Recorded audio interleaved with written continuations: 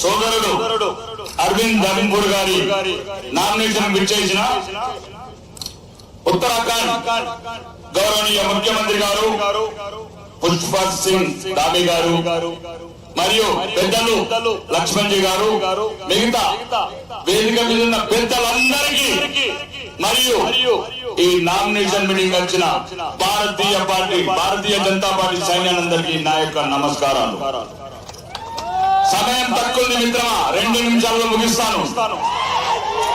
తర్వాత 20 సీరియల్ వైజెస్ చెప్తా ఉంటాం మీకు మన బాధలు.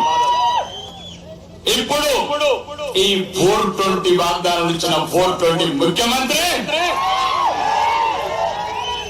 ఈ రోజు కానవంట ప్రతి దేవుడి మీద ఒట్టు పెడుతున్నాడు. రుణమాఫీ చేస్తాని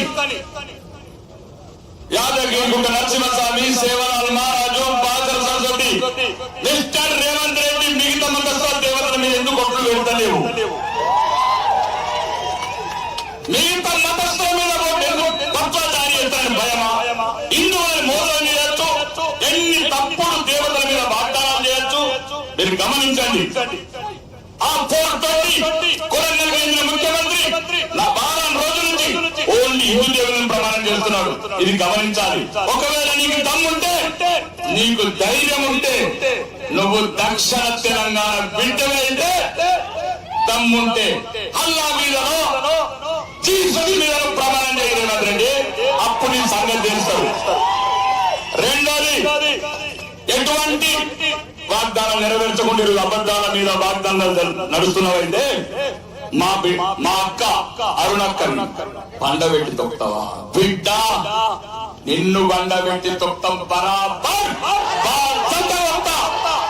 మా అక్కని,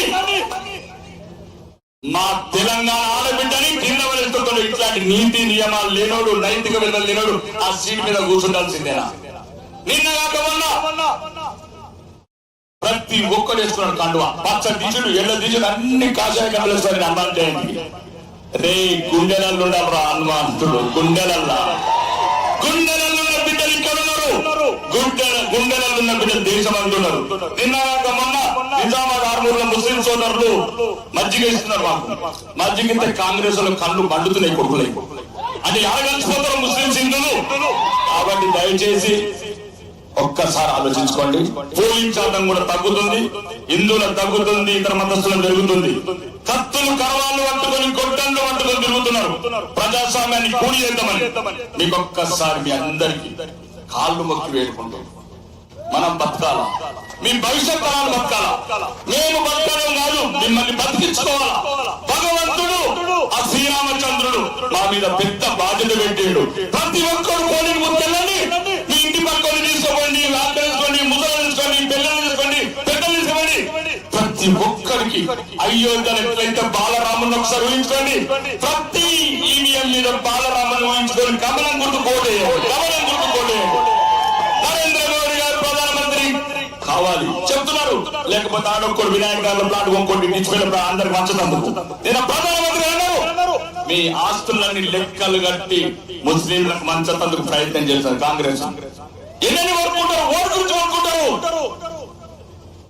పెళ్లి కాడొక్కడు, కొడుకు కాడొక్కడు, కామిరెడ్డి కాడొక్కడు ఏం చేస్తున్నారు ప్లాట్లు? అలాగే మంచతందుగా. కాబట్టి దయచేసి తర్వాత పెద్దలు ఉన్నారు మాట్లాడాల్సింది. మనం బతకాలా, మన ధర్మం ఉండాలంటే మనకి ఇంకొక గత్యంతరం లేదు. కమలం గుర్తే మన గమనం. నరేంద్ర మోడీ గారే మన తండ్రి లాంటి వారు. దేశానికి, ప్రపంచానికి దిక్కు. ఈరోజు సోదరుడు ధర్మపుర అరవింద్ గారు గెలిచి రేవంత్ రెడ్డి ఆ ఇద్దరు పాపం పెద్దోళ్ళకి ఇచ్చినారు. జీవన్ రెడ్డి టార్గెట్ పెట్టిండు, కోదన్ సుదర్శన్ రెడ్డి. ఇద్దరికి శాత కాదు పెద్దోళ్ళు పాపం. ఒకళ్ళకి ఢిల్లీలో మంత్రి పదవి రాంది, ఈయనకు మంత్రి పదవి రాసిన ముసలిని ఇబ్బంది పెట్టు కాదు. రేవంత్ రెడ్డి మోసం చెయ్యకు. నిజామాబాద్ గడ్డాన్ని గుణపాఠం నేర్పింది బిడ్డ. ఇది మా గడ్డ. నిన్ను ఎట్టి పరిస్థితులు కూడా నిజామాబాద్ గడ్డలు రానియం. మొన్నొక్క రోజు రాకొస్తే తాండవం, రైతులకు తుఫాన్లు, ఉరుములు, మెరుపులు, ఒక అవినీతి పరుడు, ఒక అరాచకవాది, అహంకారి నిజామాబాద్ గడ్డ మీద అడుగు పెడితే అంత అరాచకం జరిగింది. ఇంకొకసారి చెప్తున్నా, మన బతుకు, మన జీవితం, మన గౌరవం, మన భవిష్యత్తు అన్ని భారతీయ జనతా పార్టీ కమలం గుర్తులు ముడిపడి ఉన్నాయి. దయచేసి మీ అమూల్యమైన ఓటు భారతీయ జనతా పార్టీ ఓటేసి మనము మన భవిష్యత్ తరాలని భారతదేశాన్ని కాపాడుకుంటుందని మరొకసారి మనవి చేస్తూ ఈ అవకాశం ఇచ్చిన పెద్దలందరికీ నాకు ధన్యవాదాలు. బోలో భారత్ మాతా. ధన్యవాదాలు రాకేష్ రెడ్డి గారు. ఇప్పుడు మన అర్బన్ ఎమ్మెల్యే దానకర్ణుడు ధనపాల్ సూర్యనారాయణ గుప్తా గారు మాట్లాడవలసిందిగా కోరుతున్నాను.